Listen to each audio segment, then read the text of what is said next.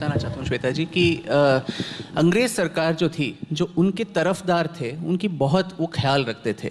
एक बहुत प्रख्यात हिंदी के लेखक हैं यशपाल, जिनको कहा जाता है कि वो रेवोल्यूशनरी जो क्रांतिकारी थे उनके साथ तो थे, पर वो अंग्रेज़ों के पिट्ठू एक स्पाई की तरह जो क्रांतिकारियों के जो इम्पोर्टेंट सुराग थे वो अंग्रेज़ों की तरफ करते थे। और उन्हीं की वजह से बोला जाता है कि चंद्रशेखर आज़ाद के वेयरअबाउट्स पता चला और उन्हें फाइनली गोली खुद को मारनी पड़ी।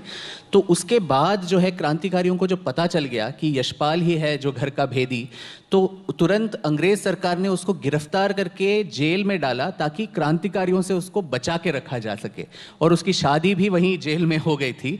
और जब अंग्रेज सरकार देश से चली गई तब एक लेटर भी आया जो धर्मेंद्र गौर नाम के एक आईबी चीफ ने लिखा है कि जब वो अंग्रेज सरकार जा रही थी तो उन्होंने इंडिपेंडेंट इंडिया के ऑफिशियल्स को एक लेटर लिखा कि ये बहुत वफादार आदमी था, बहुत यूज़फुल फेलो था, तो इसका आप ख्याल रखिए हमारे जाने के बाद भी।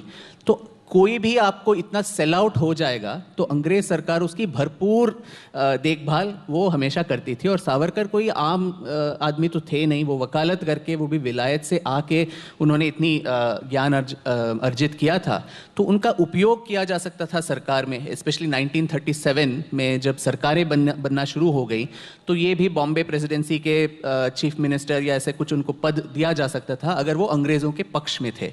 हालांकि क्या हुआ, जब 1924 में उनकी रिहाई हुई, उन पे ये प्रतिबंध लगाए गए कि आपको 5 साल राजनीति से दूर रहना है और फिर आप रत्नागिरी तालुक में ही आपको नज़रबंद करके आपको रखा जाएगा। तो ये 5 साल की अवधि को बढ़ा के उसको 13 साल कर दिया गया।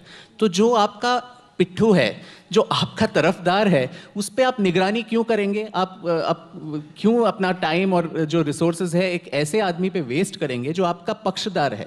तो और 5 साल की का कैद भी उस पर क्यों डालेंगे? तुरंत उसको रिहा करके आप अंग्रेज सरकार में उसको कोऑप्ट कर सकते थे।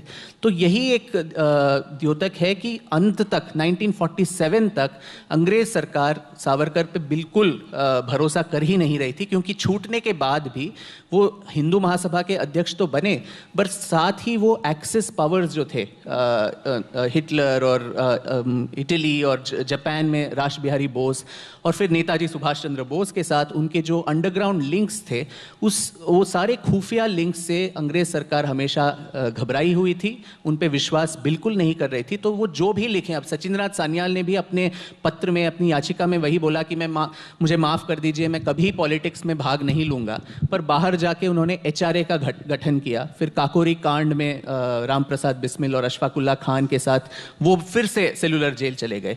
तो ये जेल से आना जाना, उनके जो याचिकाएं थी, it was not even worth the paper on which it was written. And so